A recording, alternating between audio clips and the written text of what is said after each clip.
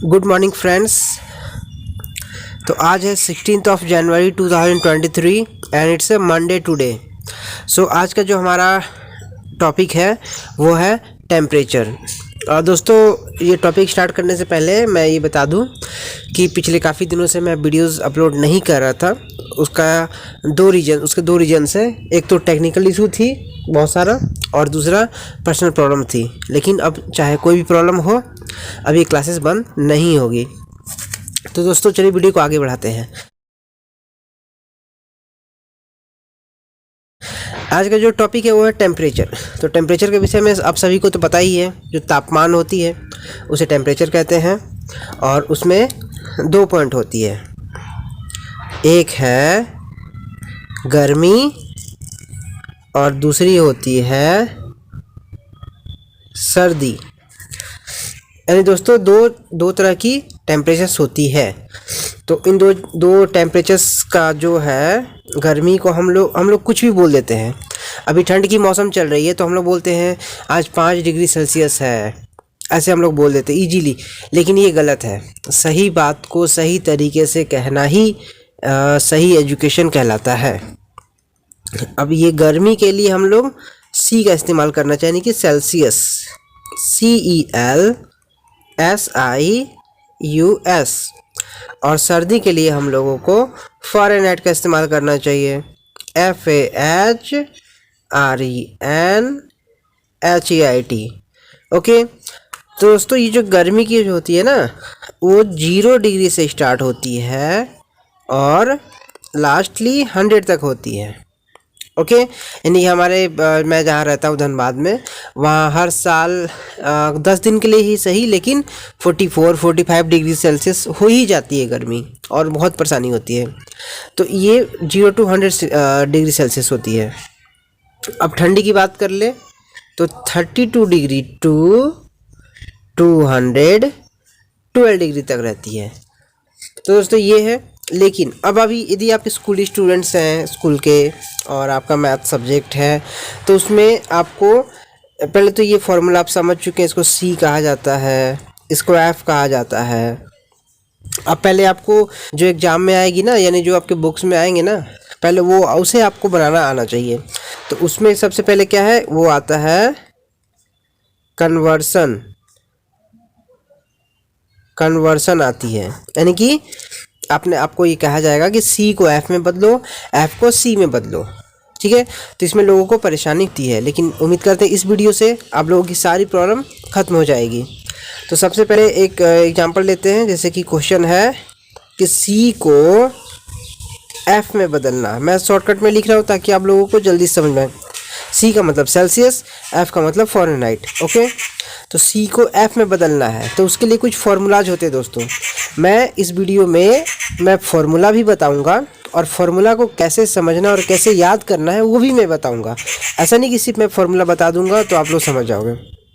Formula को कैसे याद करना है, कैसे समझना है, मैं वो भी बताऊँगा। तो आप वीडियो में एंड तक बने रहिए। तो C to F, okay. C को F में बदलना है। ओके। तो इसमें कुछ फार्मूलाज होते हैं। तो क्या है, पहले जो क्वेश्चंस है वो क्वेश्चंस लिखेंगे और उसको बाय करेंगे, यानी कि इनटू। बाय का मतलब इनटू किसे करेंगे, 9/5 से करेंगे। और जो भी आपका आंसर आ रहा है उसमें आप 32 ऐड कर देंगे। ओके। तो आपका आंसर आ चुकेगा। अब चलिए एक और की मैं बात कर लूँ, उसका अपोजिट। ये मैं थोड़ा पेज ऊपर कर लेता हूँ। यहाँ C से F में था, ओके, कन्वर्ट करना। अब इसका उल्टा, F को C में कन्वर्ट करना है। तो उसके लिए आप क्या करेंगे, तो उसका भी फॉर्मूला है। आप सबसे पहले जो भी आपका क्वेश्चंस है उसमें से आपको 32 माइनस करने हैं, ये 32 माइनस करने हैं। ओके। अब जो भी आंसर आपका बच गया माइनस करने के बाद, ओके, उसमें आपको बाय करने हैं, यानी कि मल्टीप्लाई करने हैं। किसे करने हैं, इसका उल्टा 5/9। तो आपका आंसर आ जाएगा। अब दोस्तों, मैंने अभी कहा कि मैं आपको फॉर्मूला भी बताऊंगा, और फॉर्मूला याद कैसे करना है वो भी मैं बताऊंगा इस वीडियो में। तो पहले एक एक एग्जाम्पल पे काम कर लेते हैं ताकि आपको ज़्यादा समझ में आए। मान लीजिए कि यहाँ लिखा हुआ है 20 डिग्री सेल्सियस, ये क्वेश्चन है। सी को एफ में बदलना है, 20 डिग्री सेल्सियस को एफ में बदलना है, तो आप कैसे बनाओगे?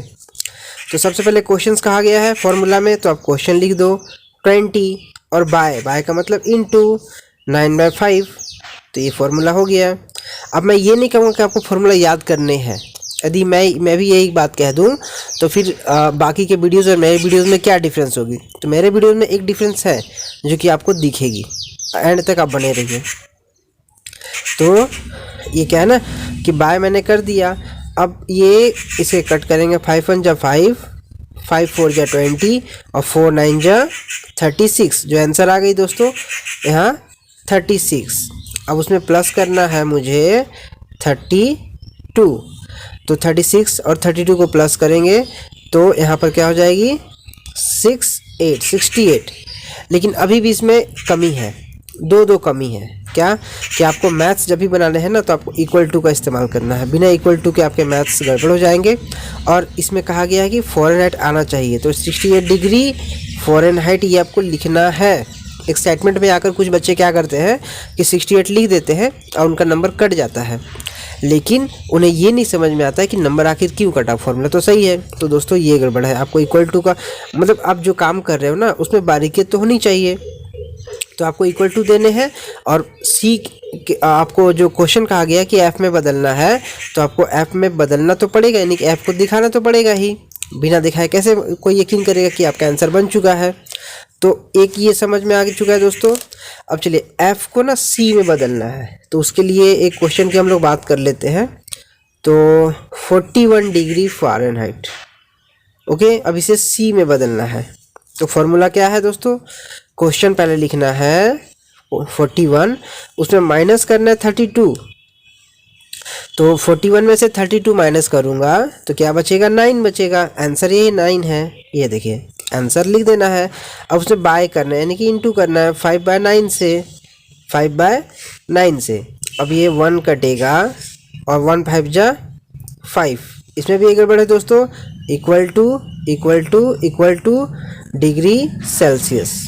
तो दोस्तों ये है, लेकिन मैंने वीडियो के स्टार्ट में ही कहा था कि आपको इस वीडियो में एक ख़ास बात पता चलेगी कि फॉर्मूला तो है ही, लेकिन फॉर्मूला को याद कैसे करें, समझे कैसे, वैसा क्या करें कि समझ में आ जाए।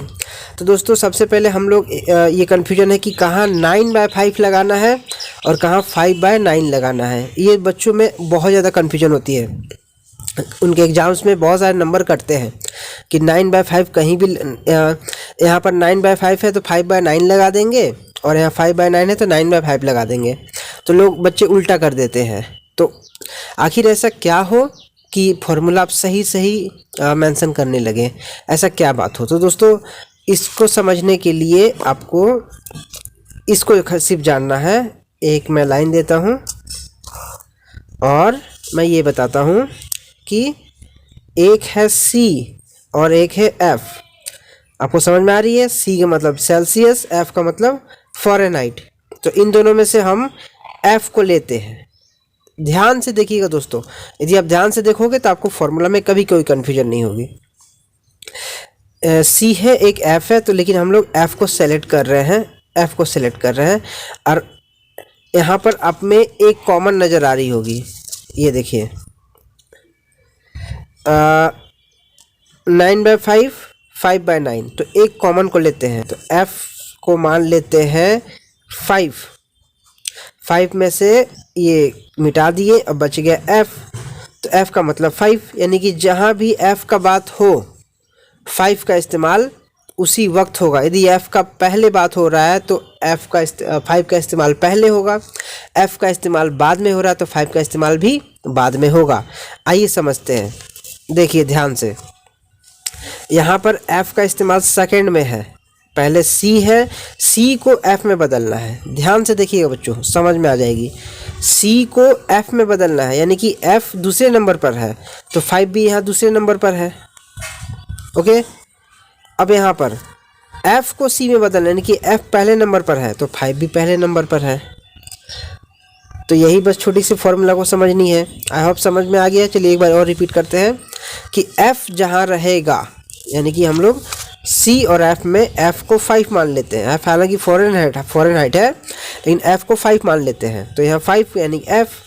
तो अब f जहाँ रहेगा, जिस पोजीशन पे रहेगा, यदि f फर्स्ट में है तो 5 भी फर्स्ट में आएगा, f सेकंड में है तो 5 भी सेकंड में आएगा। कैसे? क्योंकि f सेकंड में है तो 5 सेकंड में आ गया, यहाँ पर f फर्स्ट में है तो 5 भी फर्स्ट में आ गया।